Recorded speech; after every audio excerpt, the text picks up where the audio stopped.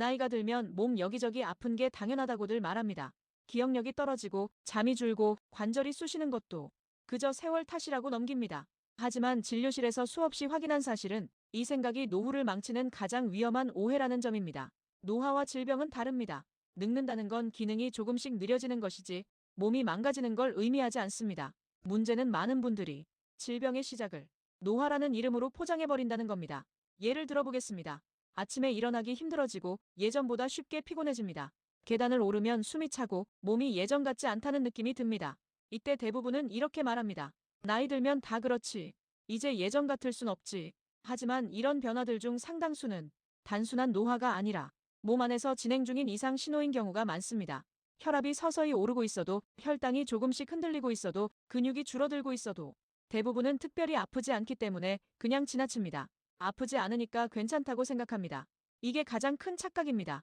몸은 망가질수록 조용해집니다. 심각한 단계로 갈수록 통증보다 무력감, 불편함, 이상한 피로감으로 먼저 신호를 보냅니다. 그런데 우리는 그 신호를 나이 들었으니까, 원래 이런 거니까, 참고 살면 되니까 이렇게 눌러버립니다. 이 습관이 쌓이면 어느 순간 갑자기 큰 병으로 나타납니다. 어제까지는 그냥 좀 피곤했을 뿐인데 오늘은 병원에서 이상 소견을 듣게 됩니다. 많은 분들이 이렇게 말합니다. 아무 증상이 없었는데요. 사실은 있었습니다. 다만 당연하다고 생각했을 뿐입니다. 노년의 건강은 어느 날 갑자기 무너지는 게 아닙니다. 오래전부터 작고 사소한 오해들이 쌓여서 결국 한계점을 넘는 겁니다. 특히 위험한 생각이 하나 있습니다. 아프지 않으면 병이 아니라는 생각입니다. 고혈압도, 당뇨도, 골다공증도 초기에는 거의 증상이 없습니다. 하지만 이 병들이 노후의 삶의 질을 가장 먼저 무너뜨립니다. 걸을 수 있는 거리, 혼자 할 수 있는 일, 외출의 빈도, 사람을 만나는 횟수, 이 모든 게 이 조용한 질병들로 인해 줄어듭니다. 그래서 노후 건강에서 가장 중요한 건 얼마나 오래 사느냐가 아닙니다. 얼마나 오래 내 힘으로 일상을 유지하느냐입니다. 이 기준에서 보면 나이 들면 당연하다는 말은 사실상 포기 선언과 다름없습니다. 불편함을 느끼는 순간, 몸이 예전 같지 않다고 느끼는 순간, 그건 늙어서가 아니라 점검이 필요하다는 신호일 가능성이 큽니다. 노화는 관리할 수 있습니다. 질병은 조기에 발견하면 속도를 늦출 수 있습니다. 하지만 오해는 아무것도 바꾸지 않습니다. 노후를 망치는 건 나이가 아닙니다. 잘못된 믿음입니다. 지금부터 하나만 기억하셔도 됩니다. 나이 들면 당연하다는 말이 입 밖으로 나오려 할 때 한 번만 멈추십시오. 그리고 이렇게 바꿔보세요. 이건 정말 나이 탓일까? 아니면 몸이 보내는 첫 번째 경고일까? 이 질문 하나가 앞으로의 노후를 완전히 다르게 만들어줍니다. 혹시 요즘 이런 경험 있으신가요? 말하려던 단어가 바로 떠오르지 않고 물건을 어디에 두었는지 잠시 멈춰서 생각하게 되는 순간들입니다. 그럴 때 대부분은 웃으며 말합니다. 나이 들면 다 그렇지. 머리가 예전 같지 않네. 사실 이 말 속에는 조금 아쉬운 오해가 담겨 있습니다. 기억력이 변하는 것과 기억이 사라지는 것은 전혀 다른 이야기이기 때문입니다. 나이가 들면 정보를 꺼내는 속도는 느려집니다. 예전엔 바로 나오던 말이 한 박자 늦게 나올 수 있습니다. 이건 자연스러운 변화입니다. 하지만 방금 들은 이야기를 기억하지 못하거나 같은 질문을 반복하게 되거나 익숙한 길에서 순간적으로 방향 감각이 흐려진다면 이건 그냥 넘길 일은 아닙니다. 문제는 많은 분들이 이 차이를 구분하지 못한다는 데 있습니다. 조금 느려진 기억과 손상되기 시작한 기억을 같은 것으로 착각합니다. 그래서 몸이 보내는 신호를 애써 무시하게 됩니다. 아직은 괜찮겠지. 다들 이 정도는 있잖아. 그런데 기억은 한 번에 무너지지 않습니다.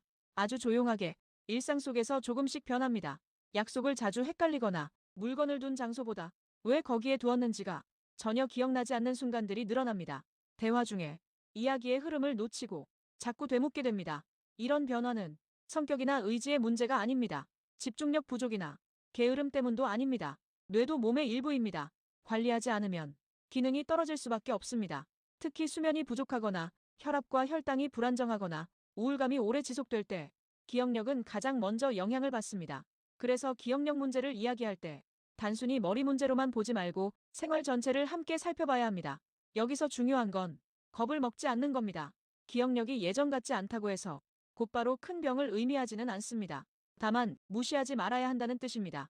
조기에 알아차리면 충분히 조절할 수 있는 경우도 많고 속도를 늦출 수 있는 방법도 분명히 있습니다. 혼자서 끙끙 앓을 필요도 없습니다. 누군가와 이야기하고 기록해보고 필요하다면 전문가의 도움을 받는 것만으로도 뇌는 훨씬 편안해집니다. 기억은 혼자 지키는 게 아닙니다. 환경과 사람, 생활 습관이 함께 만들어갑니다. 그래서 기억력 변화는 노화의 끝이 아니라 관리의 시작이라고 보셔도 됩니다. 다정하게 자신에게 물어보세요. 요즘 내가 너무 바쁘진 않았는지, 잠은 잘 자고 있는지, 마음이 오래 지쳐있진 않은지. 이 질문들이 기억을 지키는 첫걸음이 됩니다. 그리고 이 작은 관심이 노후의 시간을 훨씬 부드럽게 만들어줍니다. 이제 몸 이야기를 조금 해볼까 합니다. 특히 관절과 허리 통증 이야기입니다.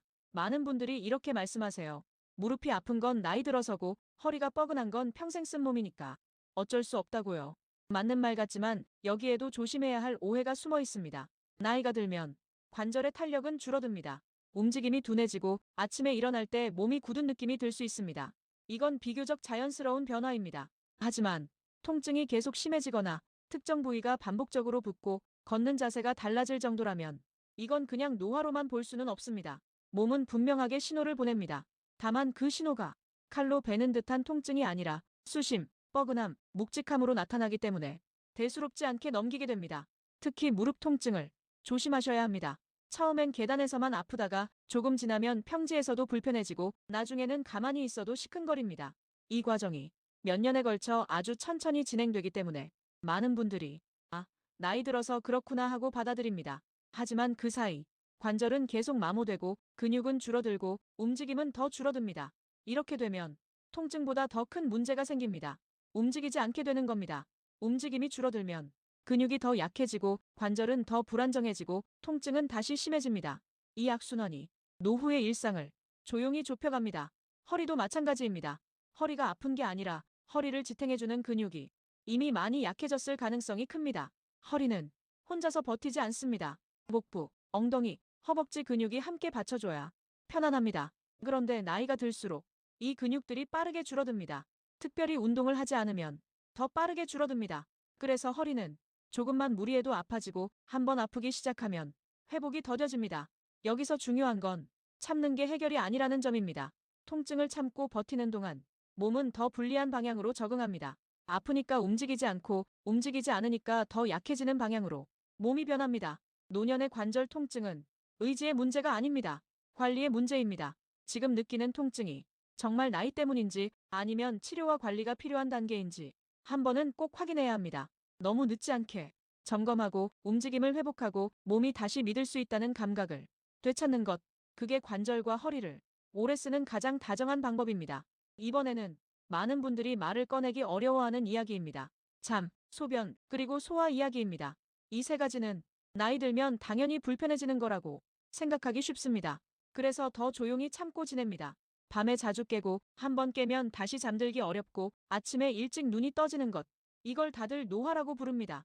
물론 수면의 깊이는 나이가 들수록 얕아질 수 있습니다. 예전처럼 푹 자는 느낌이 줄어드는 건 자연스러운 변화입니다.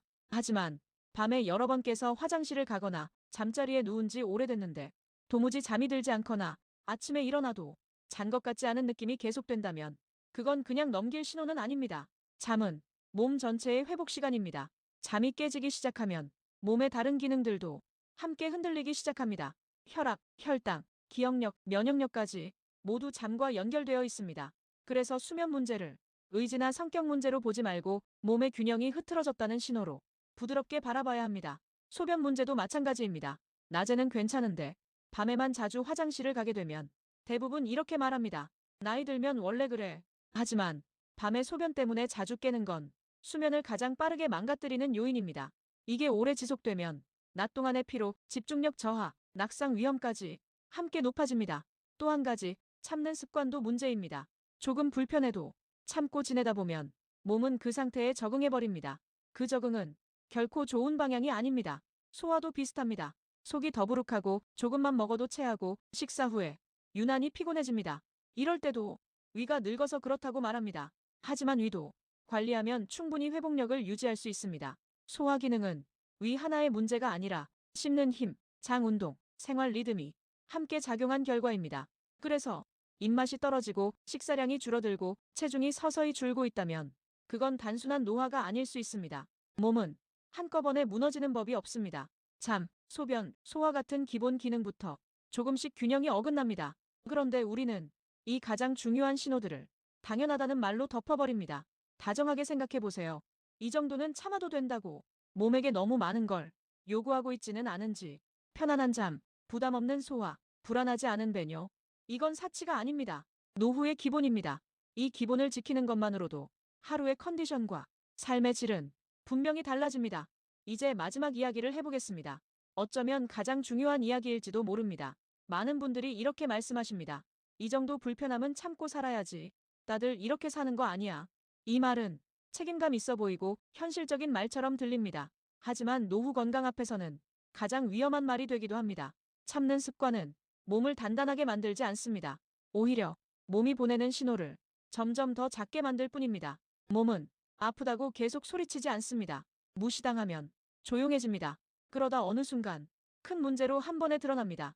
그래서 노후를 망치는 건 병 자체가 아니라 병을 대하는 태도인 경우가 많습니다. 나이 들면 당연하다는 말, 참고 살면 된다는 생각, 이 두 가지가 노후의 시간을 서서히 좁혀갑니다. 중요한 건 완벽하게 관리하라는 말이 아닙니다. 매일 운동하고 식단을 철저히 지키고 이런 걸 요구하는 게 아닙니다. 다만 불편함을 느꼈을 때 한 번쯤은 멈춰서서 자신에게 물어보라는 겁니다. 이건 정말 괜찮은 걸까? 조금 도와주면 나아질 수 있는 건 아닐까? 이 질문 하나만으로도 선택은 달라집니다. 조기에 점검하면 크게 나빠지지 않을 수 있고 생활을 조금만 바꿔도 몸이 다시 편안해지는 경우도 많습니다. 노후는 참는 시간의 길이가 아니라 편안함을 유지하는 시간의 길이로 결정됩니다. 잘 먹고, 잘 자고, 잘 움직이고, 혼자서 일상을 유지할 수 있는 시간. 이게 진짜 자산입니다. 나이는 우리를 약하게 만들기 위해 쌓이는 게 아닙니다. 방식을 바꾸라고 신호를 보내는 시간입니다. 지금까지 이야기한 것들 중 하나라도 마음에 걸린다면 그건 걱정하라는 뜻이 아니라 돌보라는 신호입니다. 몸은 적이 아닙니다. 평생 함께 갈 동반자입니다. 조금 더 다정하게, 조금 더 일찍 몸의 이야기를 들어주세요. 이 좋은 정보를 주변에 꼭 널리 알려주시고 구독 버튼과 좋아요 버튼, 그리고 알림 설정까지 부탁드리겠습니다.